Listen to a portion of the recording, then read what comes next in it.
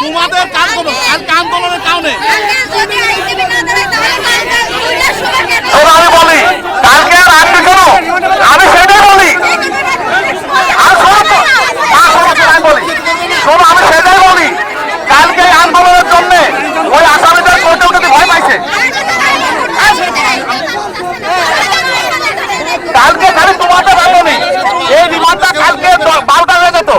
রিমান্ডটা শোনো মা তোমরা শোনো না তোমাদের কষ্ট আছে আমাদের কষ্ট নেই দেখো তো আমরা কি করতেছি শোনো কালকে খালি এই কারণে এই দেখো আমরা 50 জন এখন বাইরে দাঁড়ায় আছি আমরা ভিতরে ঢুকতে পারছি না কালকে শোনো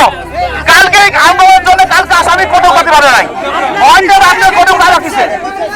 বুঝে পারছি তোমাদের কোথাও কালকে অতএব তোমার আজকে যদি আন্দোলন করো তাহলে আসামির বিচার কেমন হবে তাহলে কোর্ট যদি না ওঠে তাহলে বড় আসামির বিচার কেমন হবে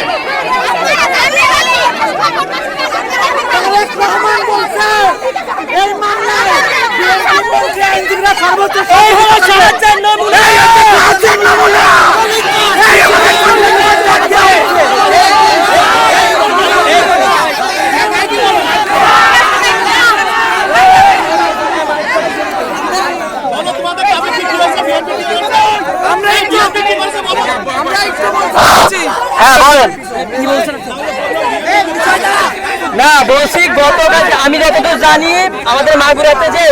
আইন সহায়তা সেল গঠন করা হয়েছে বাংলাদেশ জাতীয়তাবাদী দলের পক্ষ থেকে সেইখানে আপনি একটা দায়িত্বে আছেন তাই না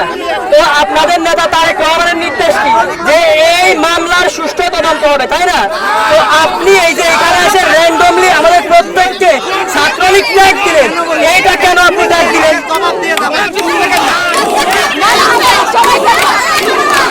তোমাদের প্রত্যেককে না তোমাদের আন্দোলনে শোনো তোমাদের যারা প্রতিনিধি ছিল তারা আমার ফোন করেছে আজকে 41 লাখ টাকা বল দেখেন আজকে 6 এর ছেলেমেয়েরা কি হবে 7 এর ছেলেমেয়েরা কেন হলো আমরা কিন্তু নাই আমরা বলেছি জোসেফ যে দ্রুত সময়ের মধ্যে শোনো বলি দ্রুত সময়ের মধ্যে বিচার করতে হবে আমাদের তারেক রহমান নির্দেশ দিয়েছে তোমরা একটু শোনাই তোমরা একটু ঘাটো তোমরা ঘাটে আমাদেরকে অ্যানালাইসিস করো